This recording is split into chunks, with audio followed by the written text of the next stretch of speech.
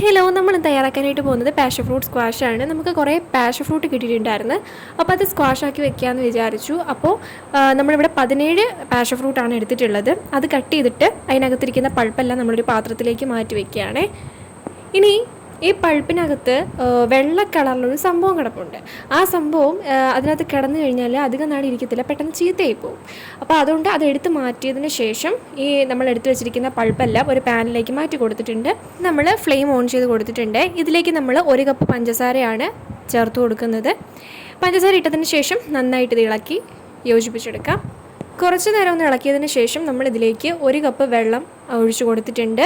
ഈ 1 കപ്പിനാണ് നമ്മൾ വെള്ളം ചേർത്ത് കൊടുത്തിട്ടുള്ളത്. ഇവിടെ പുറത്ത് ഭയങ്കര മഴയാണ് കേട്ടോ. അപ്പം വീഡിയോയുടെ ഇതിൻ്റെ ലൈറ്റിന് ചെറിയൊരു പ്രശ്നമുണ്ട്.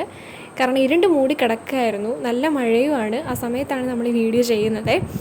ഇനി നമ്മൾ ഈ അടപ്പിൽ വെച്ചിരിക്കുന്ന ഈ പാഷൻ ഫ്രൂട്ടിൻ്റെ പൾപ്പെല്ലാം നന്നായിട്ട് തിളച്ച് വന്നിട്ടുണ്ട്. ആ സമയത്ത് നമ്മളൊരു നാരങ്ങ കട്ട് ചെയ്തിട്ട് അതിൻ്റെ നീര് ഫുള്ളായിട്ട് ഇതിലേക്ക് ഒഴിച്ചു കൊടുക്കുകയാണ്. നമ്മൾ ഒരു അരിപ്പ വെച്ചിട്ടാണ് ഇത് ഒഴിച്ചു കൊടുക്കുന്നത്. കാരണം അത് അരി ഇതിനകത്ത് വീഴാൻ പാടില്ല. അപ്പോൾ ഒരു അരിപ്പ യൂസ് ചെയ്തിട്ട് നാരങ്ങ നമ്മളിതിലേക്ക് പിഴിഞ്ഞൊഴിച്ചു കൊടുത്തിട്ടുണ്ട്.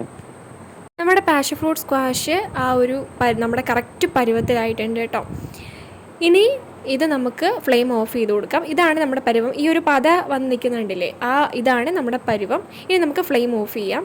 ഫ്ലെയിം ഓഫ് ചെയ്ത് തണുക്കാൻ വേണ്ടിയിട്ട് മാറ്റി വെച്ചിരുന്നതായിരുന്നു. തണുപ്പൊക്കെ പോയതിന് ശേഷം നമ്മളിതൊരു കുപ്പിയിലേക്ക് സെർവ് ചെയ്ത് വെച്ചിട്ടുണ്ട്. നമുക്കിത് ഫ്രിഡ്ജിൽ വെച്ച് സൂക്ഷിക്കാം. വീട്ടിൽ ഗസ്റ്റൊക്കെ വരുന്ന സമയത്ത് കൊടുക്കാൻ പറ്റുന്ന അടിപൊളി ഒരു സംഭവമാണ്. എല്ലാവരും ട്രൈ ചെയ്ത് നോക്കുക കേട്ടോ. അപ്പോൾ ഇത്രയേ ഉള്ളൂ നമ്മുടെ വീഡിയോ. അടുത്ത വീഡിയോയിൽ കാണാം. ടാറ്റാ.